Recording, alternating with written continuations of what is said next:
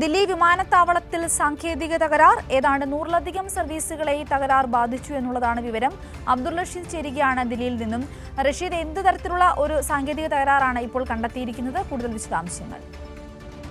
Air traffic കൺട്രോളിലെ software തകരാറാണ് ഇത്തരത്തിൽ ദില്ലി അന്താരാഷ്ട്ര വിമാനത്താവളത്തിൽ 100ഓളം വിമാന സർവീസുകളെ സാരമായി ബാധിച്ചിട്ടുള്ളത് എന്നുള്ളതാണ് മനസ്സിലാക്കാൻ സാധിക്കുന്നത്. എയറോനോട്ടിക്കൽ മെസ്സേജിംഗ് സിസ്റ്റം വന്നിട്ടുള്ള ചില തകരാറുകളാണ് ഇത്തരത്തിൽ നിരവധിയായിട്ടുള്ള വിമാന സർവീസുകൾക്ക് തടസ്സം സൃഷ്ടിക്കുന്നത്.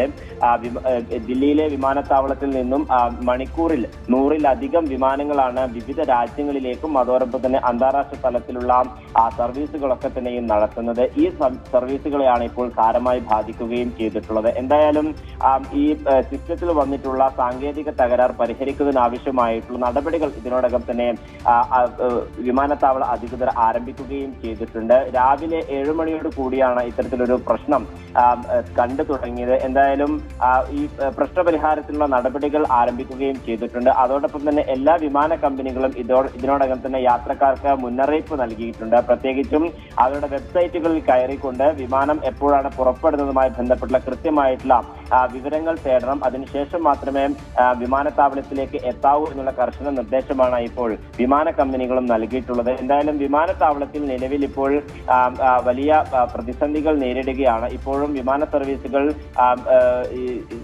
മന്ദഗതിയിൽ തന്നെയാണ് നീങ്ങിക്കൊണ്ടിരിക്കുന്നത്. അതേസമയം ചില വിമാനങ്ങൾക്ക് ഇറങ്ങാനുള്ള ചില സാങ്കേതിക ബുദ്ധിമുട്ടുകൾ കൂടി നേരിടുന്നുണ്ട് എന്നുള്ളതാണ് മനസ്സിലാക്കാൻ സാധിക്കുന്നത്. അതുമായി ബന്ധപ്പെട്ടുള്ള കൂടുതൽ വിവരങ്ങൾ വിമാനത്താവള അധികൃതർ ഇതുവരെയും വ്യക്തമാക്കിയിട്ടില്ല. എന്തായാലും നിലവിൽ ഇപ്പോൾ ഈ എയർ ട്രാഫിക് കൺട്രോളിൽ ഉണ്ടായിട്ടുള്ള സോഫ്റ്റ്വെയർ തകരാറാണ് ഇത്തരത്തിൽ വിമാന സർവീസുകൾ മുടങ്ങാൻ കാരണമായിട്ടുള്ളത് എന്നുള്ളതാണ് മനസ്സിലാവുന്നത്.